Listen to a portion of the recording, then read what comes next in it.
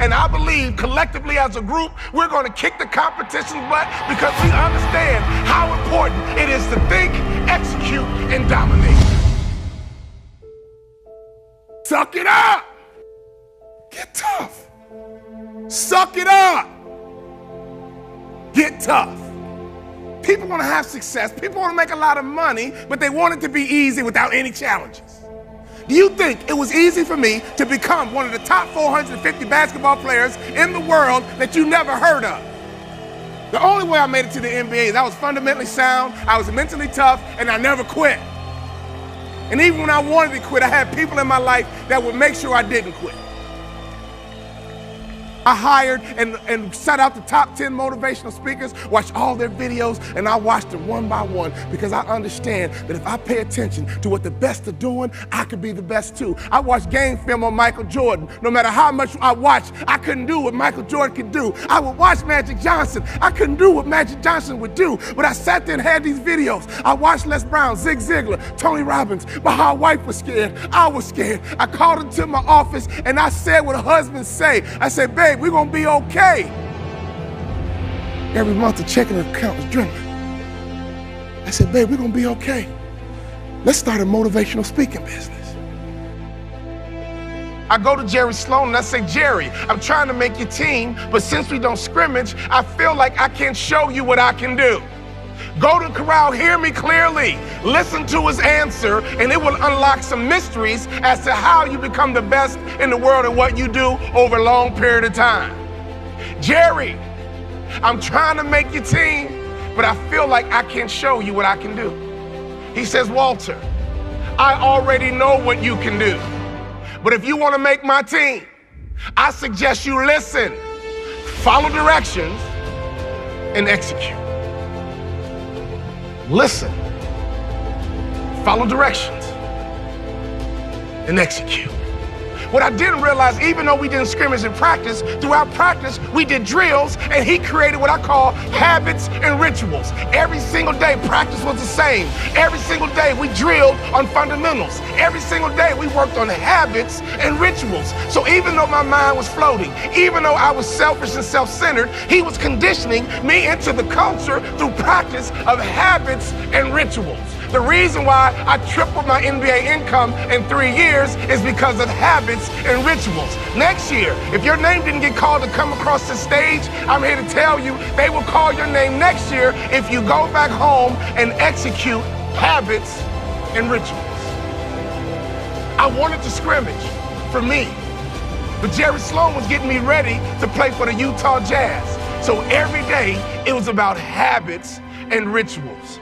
Having hot food is about habits and rituals. Great customer service is about habits and rituals. Being the best in the world at what you do, being a pro, is all about habits and rituals.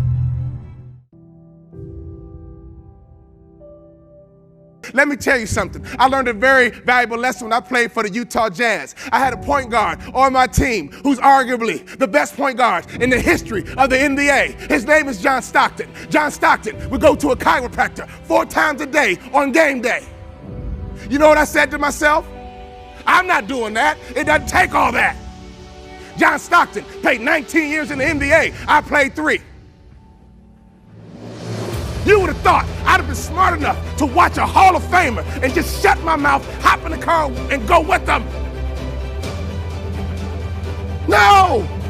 My mind said, yeah, it doesn't take all that. And I would tease him. Man, John Stockton, you OCD or something? Why are you going to a chiropractor 4 times a day? He swore by his chiropractor. That man played point guard in the NBA until he was 40 years old. And he didn't retire because he got slow. He retired because he refused to wear baggy shorts. He loved his Daisy Dukes.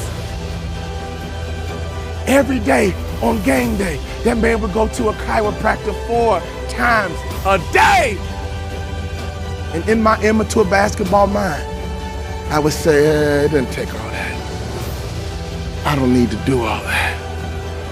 I'm an award-winning motivational speaker because now I pay attention to details. Another peak performance truth. Peak performers are detail-oriented.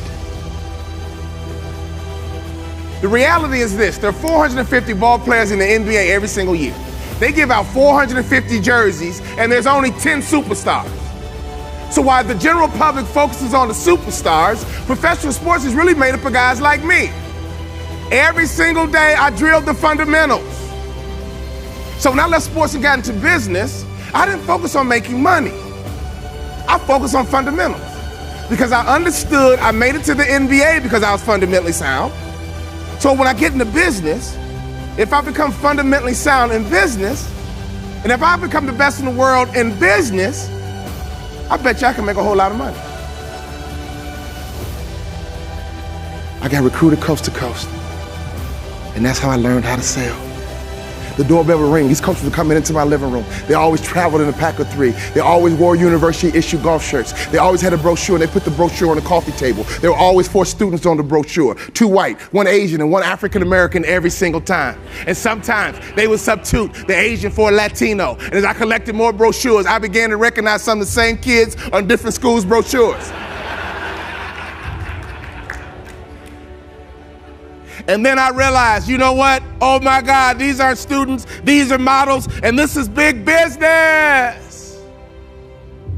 Your industry is big business. And whenever you have big business, it's very competitive. But in basketball, if you win by 1, you still win. If you win by 1, you still win. So when you want to compete at a high level in a very competitive business, you better pay attention to every little detail. Sometimes in franchise systems, when the leader talks about what we need to do, some of you sit there and say, oh, we don't need to do that. I'm not doing that. It doesn't take all that. It don't need to do that. I don't take all that. Some of you guys right now in the opening keynote had that thought going to your mind. Oh, I'm not doing that. I don't need new plates. I'm not doing that. I'm not doing this. I'm not doing that. You already made up your mind not to do it. Great people pay attention to detail. So at this conference, don't you dare let your mind say, oh, I'm not doing that. It doesn't take all that. I'm not doing that. It doesn't take all that. You'll be average the rest of your life. Great people pay attention to every single little detail. I used to think that way. It doesn't take all that. But you know what? In my basketball career, I played 3 years, and I should have had a longer career because I did not pay attention to detail.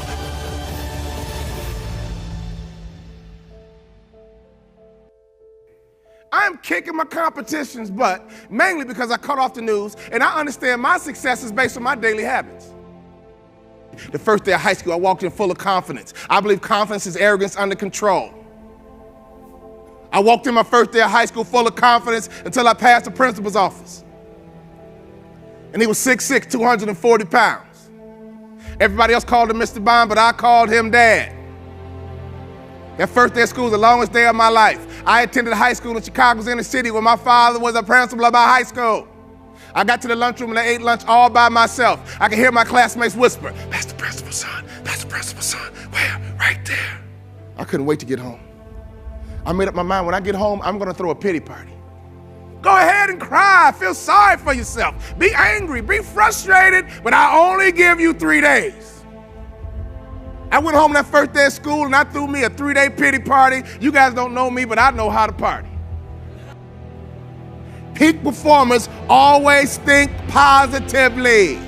So go ahead and throw your pity party for 3 days, and that's it. Every other thought after that 3rd day, make sure it's positive. If you see you or feel yourself thinking negatively, stop it right then. And reprogram your mind to think positive. I'll give you 3 days. Go ahead and do it. I do it myself all the time. But I threw that 3-day pity party and I came up with a plan. I'm going back to high school. I'll be starting a baseball team, basketball team, football team, president of my journalism club. My classmates are going to vote me most likely to succeed. 4 years later, after my pity party, I got focused. When I was an immature basketball player, I didn't get that concept. I had another teammate named Karl Malone, who arguably had the best body in the history of the NBA. I would go to restaurants with him, and he annoyed me. I couldn't even imagine what the waitress felt like. He annoyed me. Now, he had the best body of all time in the NBA, but he annoyed me at restaurants. He would order grilled chicken Caesar salads, and he would ask the waitress, when you grill my chicken Caesar salad, could you make sure there's no char marks on my chicken breast? You want her to levitate the chicken over the grill? I mean, what do you want her to? Very picky, very meticulous. Will Walter Charmarks have carcinogens? Carcinogens create cancer. I want the chicken breast, but I don't want the cancer. Another time he ordered a chicken salad. This man was 6'9", 256 pounds. He always ate salads, and I rarely saw him clear his plate. Had the best body of all time in the NBA. He ordered a chicken salad one time. It came with hard-boiled eggs. The salad came out. He says, I don't want hard-boiled eggs. They're high in cholesterol. And we're in Salt Lake City. They all know who we are. We're the only brothers in town. Well, Mr. Malone, the salads are pre-made and the egg is crumbled over the salad. Well, would you mind picking it out for me? He annoyed me. I would go behind his back. I would apologize to the waitress and give her an extra tip. Me? I ate whatever they brought me. French fries? Cool. Gravy? Cool. This the wrong order. I'll keep this and I'll eat the other food you bring out too. He annoyed me when he ordered food because I thought he was difficult. Karl Malone played 20 years in the NBA. I played 3. I actually have motivational speakers calling me saying, Walter, we're in a recession. I'm thinking about quitting and getting a real job. Now, isn't that an oxymoron? A motivational speaker quitting. You know what I do when I get those phone calls? I motivate them to quit. Because in my mind, if it's going to be a dog-eat-dog world, I'm going to be the big dog. And I always ask them a question because they say, you know, Walter, the economy, the recession, the economy, the recession. I don't trust the media. I was a high school basketball star. I began to deal with the media when I was 16, 17, 18 years old. I understand how the media operates. I understand how they make money. So I always challenge these motivational speakers. Well, if we're in a recession, how do you know? Prove it to me. Answer's always the same. Heard it on the news. Let me show you how it plays out. I just had a financial service firm book me for 30 events. If you multiply my fee times 30, that's an NBA contract. They wanted these events dealt and delivered in 90 days. My fellow motivational speaker friends stopped marketing to financial service firms because they were convinced that financial service firms weren't spending money based on the AIG pushback. Is everybody with me? In 90 days, I made NBA money. Merely because I don't trust a thing the media says. What are you allowing the media to do to your mind, your approach, your outlook? Are you kidding me? I could always hear my daddy's voice. I don't care where I was. I could be on a school bus. I could be in the lunchroom. I could be on the playground. I could be somewhere I shouldn't be. I could always hear my daddy's voice. My daddy could protect me on the streets of Chicago when he was not even there. You have children. You have grandchildren. Make sure they can always hear your voice. But most importantly in business, whose voice are you listening to? When it comes to franchising, whose voice are you listening to? When it comes to same-day sales, whose voice are you listening to? When it comes down to hiring the right Cassie, whose voice are you listening to? When it comes down to being successful in franchising, whose voice are you listening to? My wife and I are former franchisees. That's why I'm a no-brainer to speak at franchise conferences, because every franchise system has typically 2 groups at the conference. You have the one group that buys in. And they're in the corner talking about how can we execute? How can we improve same-day sales? Wow, you're doing good, I'm doing good. Let's keep working together. What can we do to improve the brand? We're at the conference, let's buy in. There's always another group over in the other corner. Like, yeah, man, corporate. Yeah, corporate. Corporate's always trying to sell us something. I know. They're just trying to make money. I know. All that stuff they're talking about, you gonna do it? Nope, me either. So every system, trust me, has 2 different groups at the conference. The group that buys in and the group that's rebels and don't.